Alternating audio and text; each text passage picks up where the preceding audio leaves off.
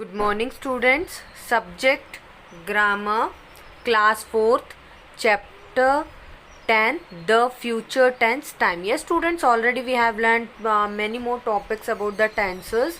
है ना बच्चों, हमने काल के बारे में बहुत सारे टॉपिक्स ऑलरेडी लर्न किए. आज हम हमारा टॉपिक ले रहे हैं the future tense. Tense means time, जो समय होता है उसके बारे में. टेंस को हम समय भी कह सकते हैं, काल कहा जा रहा है ना, तो वो कह सकते हैं हम. And even together with this I want to means the future tense. Future tense का मतलब क्या होता है? भविष्यत काल, यानी जो आगे होगा, है ना, जिसका हमें नहीं पता, केवल हम अनुभव लगा सकते हैं, है ना, उसको हम क्या कहते हैं? The future tense. Now you can see in your textbook, read the following sentences and notice the verbs in bold. आप यहाँ पे देख सकते हो कि आपको नीचे कुछ वाक्य दिए गए. इन वाक्यों में आप देख सकते हो कि verbs यानी क्रिया वाले शब्द लिखे हुए हैं, जो कि बोल्ड यानी गहरे अक्षर दिखाई दे रहे होंगे आपको. तो ये verbs है, ठीक है. फर्स्ट सेंटेंस हम रीड करते हैं. She will come here tomorrow. She will come here tomorrow. उसने कहा था कि वो कल आएगी, तो उसने किसी ने पूछा आपसे, मान लो, ठीक है. I am asking you that when she will come और when he will come. Okay, so आप आंसर कह दोगे she will come here tomorrow, यानी वह कल आएगी. कंफर्म नहीं पता, ये फ्यूचर टेंस है, यानी कल आएगी वो, ठीक है, कल आएगी. Sentence 2, they will go there next week. वह दे मीन्स वे जाएंगे अगले हफ्ते, यानी आगे अगले हफ्ते. इस हफ्ते में वो जाएंगे नहीं, लेकिन अगले हफ्ते वो जाएंगे. सो नेक्स्ट वीक यानी उन्होंने आगे की बात की, भविष्य की बात की. Next sentence 3, I shall meet my friends next Sunday. मैं बोल रही हूँ या आप बोल रहे हो? मैं अपने दोस्तों से कब? अगले संडे को शल हो सकता है मिलने जा सकती हूँ. 4, we shall write our exam next month. Shall means हमें लिखना है. क्या हो रहा है यहाँ पे? We shall write our exam next month, यानी अगले महीने हमें क्या लिखना है? हमारा एग्जाम लिखना है, ठीक है. All the above sentences expresses the idea of future.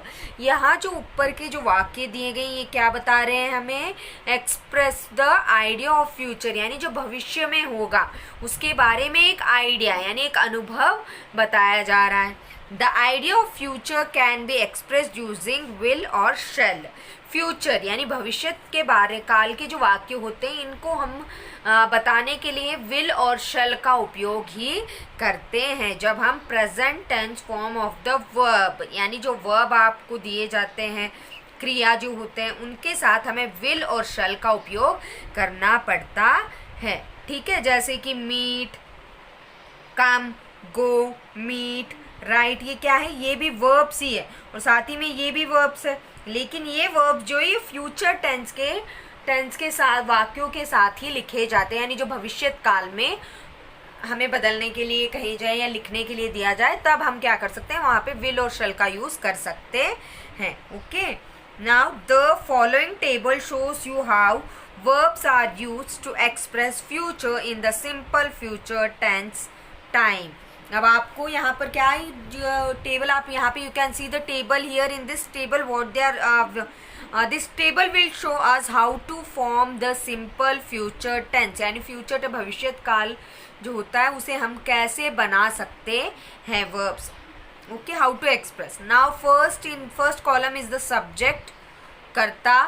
Will और शैल का फॉर्म जो आपको ऑलरेडी मैं बता चुकी हूँ कि फ्यूचर टेंस के वाक्य जो होते हैं, जब हमें कुछ प्रेजेंट टेंस के वर्ब दिए जाते हैं, उन वर्ड्स के साथ हमें विल और शैल का यूज़ करना है, और उसके साथ अन्य जानकारी भी लिखनी पड़ती है. Form of the verb, present tense form of the verb plus other information. Okay, ये जो यहाँ पे कम, गो, मीट, राइट जो है, ये क्या है? Present tense form of the verb. Okay, next after that, in this example you can see this is a subject. shall already aware about the future. Meet is also a verb and shall is also a verb. Okay, don't get confused. You tomorrow is a other information. Got it, students? In the same way, you can see the next example. We shall buy a car next week. We is a subject, shall buy is a verb, a car next week. Next week यानी अगले हफ्ते. Okay, आगे के बारे में, future के बारे में बात की जा रही है. So other information. Now live together with this. अब आप यहाँ पे देख सकते हो इन सेकेंड कॉलम वो in subject they have given all second person और third person pronouns, all singular and plural pronouns, he she it you they.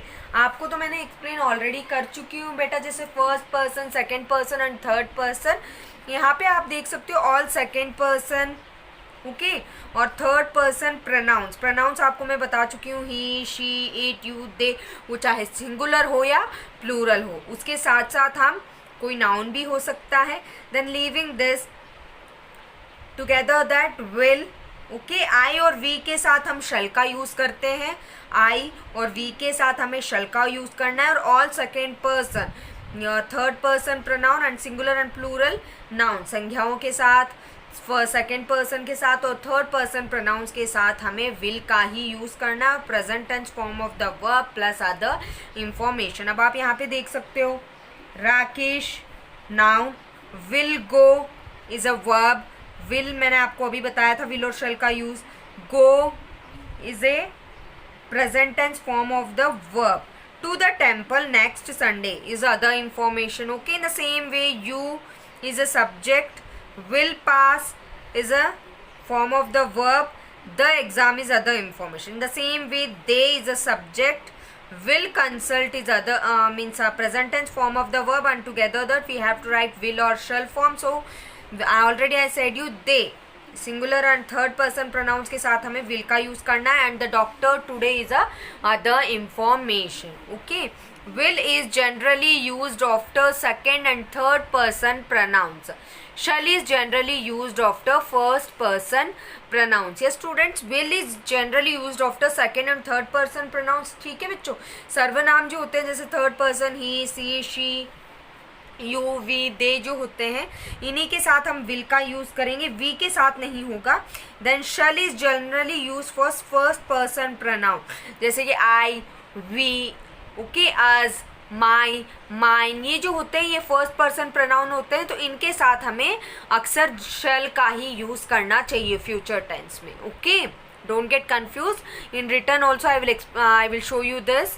I will give you a information regarding this also. Okay, don't get confused, listen to the video properly. Yes students, now we are going to start our exercise related to the topic the future tense. Okay, now let us start our question A. Complete the sentences using the help words given in the brackets and will has shown in the example. Yes students, in this question what they are saying you, they are saying you that they have given you some sentences. You have to complete that sentence with the help of the word given in the bracket. आपको bracket में words दिखाई दे रहे हैं ना, हर एक sentence के पास आप words देख सकते हो. इसकी मदद से आपको ये ब्लैंक पूरे करने यानी सेंटेंसेस को पूरे करने हैं. और उसके साथ साथ आपको and will has shown in the example, और विल का उपयोग करना है उदाहरण में जैसे उन्होंने दिखाया उसके अनुसार. Okay, so let us see first example. Example, do not play in the rain dash catch cold. Okay, do not play in the rain full stop, you will catch a cold. Okay, catch cold हमने लिख दिया, you will. आप जैसे कि आप खेल रहे हो तो मैंने आपसे कहा तो मैं तो यही कहूँगी यू विल कैच कोल्ड, तुम्हें ठंड लग जाएगी. So you will catch a cold. Future के बाद फ्यूचर टेंस में हमें ये लिखना है. Okay, in the same way we will do our next questions. She is here these days, वह इन दिनों हमारे घर पर है. She dash for her summer camp towards the end of May. Go, अब यहाँ पे क्या कहा जा रहा है कि समर कैंप के लिए, गर्मियों में वो समर कैंप के लिए जा सकती है मई के महीने के आखिरी में. सो जा सकती है. विल गो, विल का यूज़ करना है और उसके साथ go. Okay. In the same way, question 2, the sky is very cloudy. आसमान में बहुत ही बादल छाए हुए हैं. It dash this evening will rain. Okay, in this way you have to complete your exercise. So now see question number 3. She needs to sleep well tonight. उसे रात को अच्छे से सोने की ज़रूरत है. She dash all right tomorrow. B. She will be all right tomorrow. अगर वो आज रात अच्छे से सो लेगी, उसको ज़रूरत है सोने की, तो वो कल दूसरे दिन बिल्कुल ठीक हो जाए. Next question number 4. Don't give her the keys. उसे चाबियां मत दो. She dash them lose. Lose means खो देना या कहीं गिरा देगी. She will lose. Okay. Now question number 5. He is trying hard. वह बहुत ही मेहनत कर रहा है. He dash swimming within a month. Will learn. He will learn swimming within a month. वहाँ तैरना एक महीने में सीख जाएगा. I am in my office now. मैं अभी ऑफिस में हूँ. I dash home at 8 o'clock. Reach. Will reach. मैं घर शाम के 5 बजे तक पहुँच सकता हूँ, पहुँच जाऊँगा. You have been studying so hard. You dash a good grade. Will get. Okay, now next question number 8. Don't give the baby a toy with sharp edges. She dash herself. Will hurt. Will hurt. Next question number 9. Attend all classes every day. You dash a special prize. Will receive a special prize.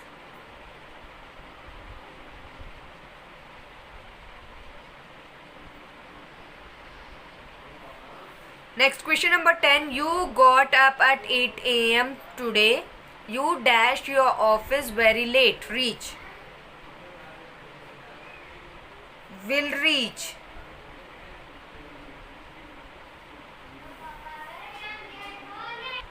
Yes, students, now you can see your question B.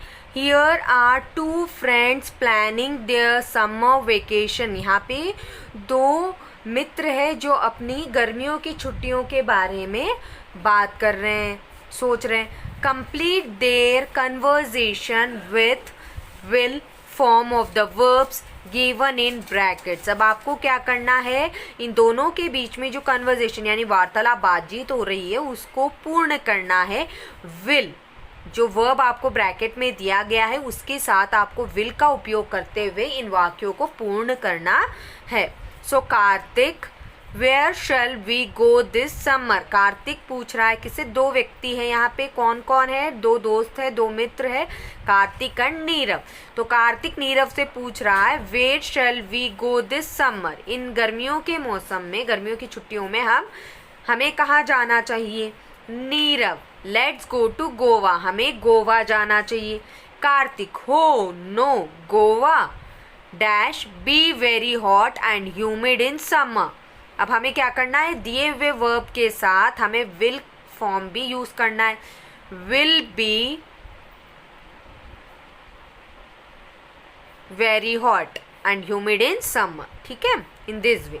Now Nirav, how about Kashmir. Kashmir के बारे में तुम्हारी क्या राय है. Kartik, good idea, बहुत अच्छा है. It dash be very pleasant there. वहाँ बहुत ही ज़्यादा सुहाना रहेगा. So will form of the verb be. Okay, now next Nirav, how much dash it cost us. Any idea. How much, यहाँ पे आपको कोई भी वर्ब ब्रैकेट में नहीं दिया गया तो हम केवल विल का फॉर्म ही यूज़ करेंगे. How much will it cost us. Any idea. Next Kartik, we dash call up the travel agent और check online for the fares. Kartik कहता है हम अभी ट्रैवल एजेंट को कॉल करेंगे या फिर ऑनलाइन के थ्रू चेक कर लेंगे कि कितने पैसे लगेंगे, यानी कितना टिकट वगैरह जो भी कॉस्ट होगा वो कितना होगा. सो वी विल का यूज करेंगे और उसके साथ जो ब्रैकेट में वर्ब आपको दिया जा रहा है वो we will call up. Okay. Next Nirav, that's right. चलो ठीक है.